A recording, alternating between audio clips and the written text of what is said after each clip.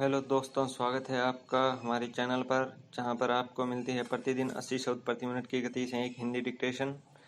दोस्तों, आप मेरे चैनल को लाइक करें, सब्सक्राइब करें और शेयर करें ताकि ज़्यादा से ज़्यादा लोगों को इसका फ़ायदा मिल सके और वे अपनी डिक्टेशन की तैयारी अच्छी तरह से कर सकें। तो चलो ज़्यादा समय नहीं लेते हुए शुरू करते हैं 80 शब्द प्रति मिनट की गति से 5 सेकंड बाद।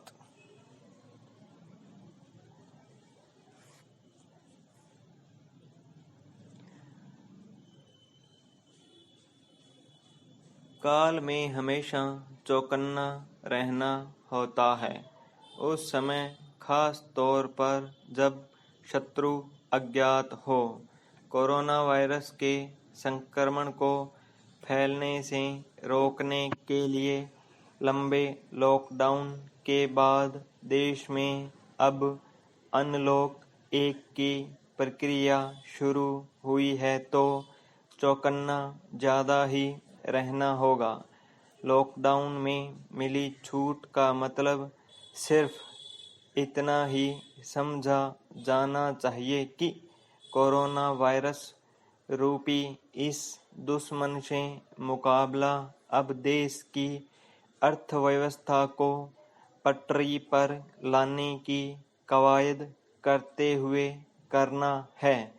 हालांकि यह बात सही है कि लॉकडाउन में सख्ती की वजह से ही कोरोना संक्रमण का प्रसार रोका जा सका है, लेकिन विशेषज्ञों के उस आकलन को भी ध्यान में रखना होगा जिसमें कहा गया है कि देश में आगामी 2 माह में कोविड संक्रमण और तेजी से बढ़ने वाला हो सकता है।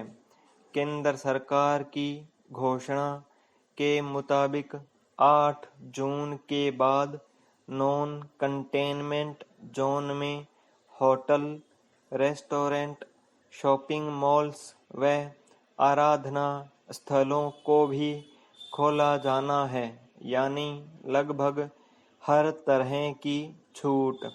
जाहिर है, आने वाले सप्ताह में अब तक घरों में रहने वालों की आवाजाही और बढ़ने वाली है।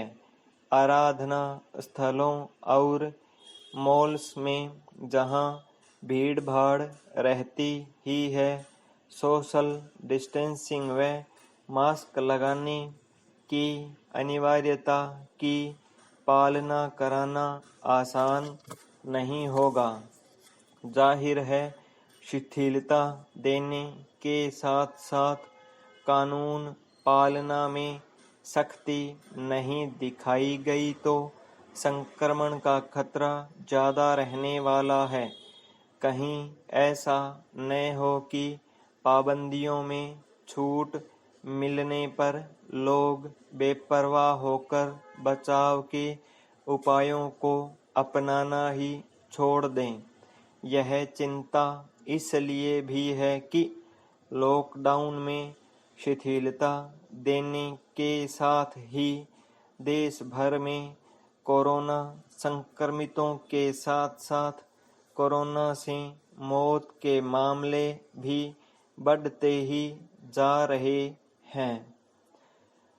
आर्थिक व सामाजिक गतिविधियों को फिर से शुरू करने के लिए लॉकडाउन में छूट दिया जाना भी जरूरी था। लॉकडाउन के दौरान इस देश ने कई भयावह तस्वीरें भी देखी है, लेकिन गिरकर चल पड़ना ही जिंदगी है। यही फलसफा कोरोना के खिलाफ युद्ध में हमें निश्चित ही जीत दिलाएगा, इसमें दो राय नहीं है।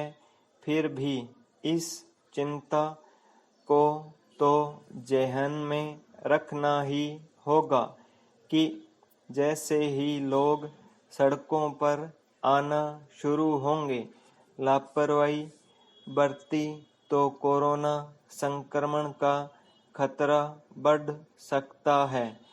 ऐसे में सबसे बड़ी जरूरत तो यही है कि केंद्र व राज्य सरकारें आपसी संवाद व समन्वय बनाए रखें तथा लोगों को सुरक्षा उपायों के लिए सचेत करने के प्रयासों में और गति लाएं।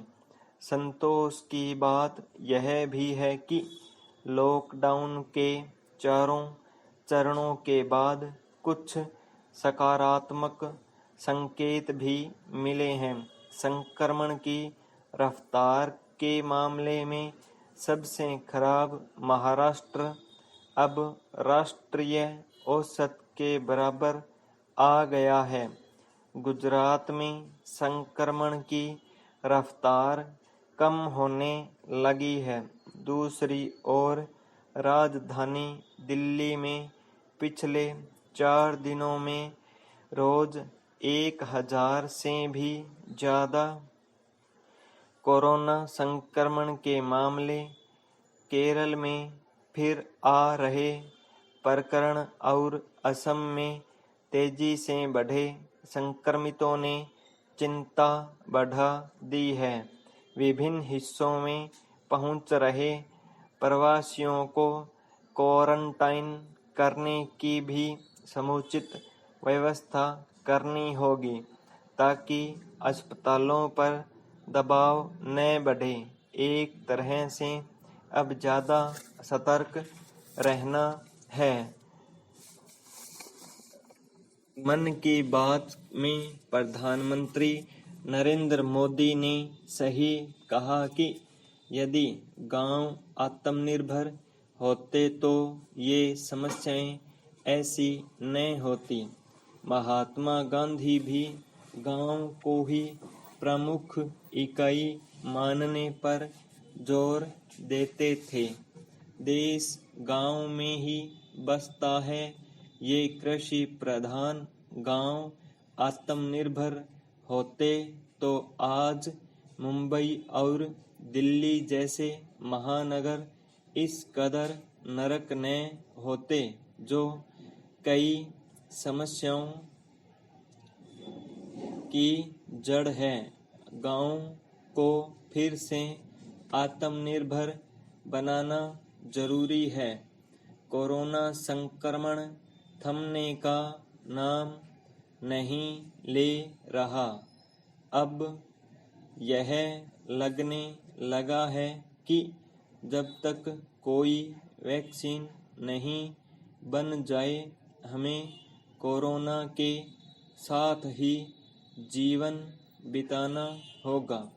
सामाजिक रीति रिवाज व रहन सहन को भी बदले हुए माहौल के अनुरूप ही ढालना होगा।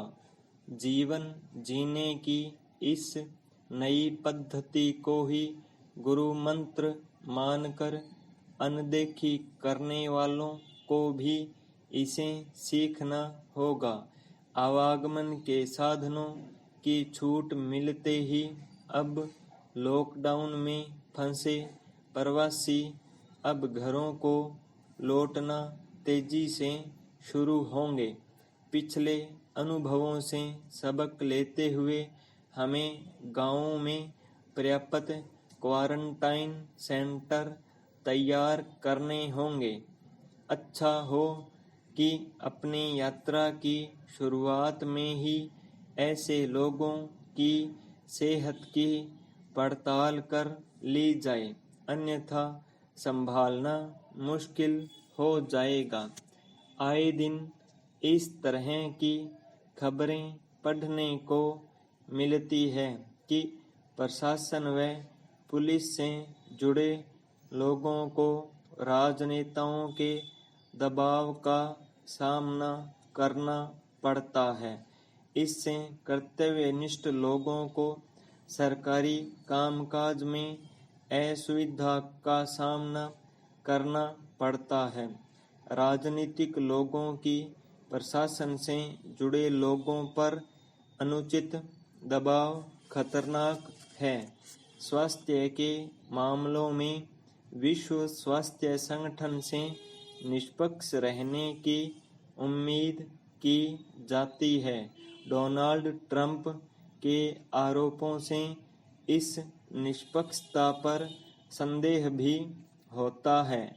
वैश्विक स्तर पर कोरोना महामारी को लेकर तरह तरह के झूठे परोसे जा रहे वादे कोरोना के फैलाव को रोकने में कतई सहायक नहीं हो सकते।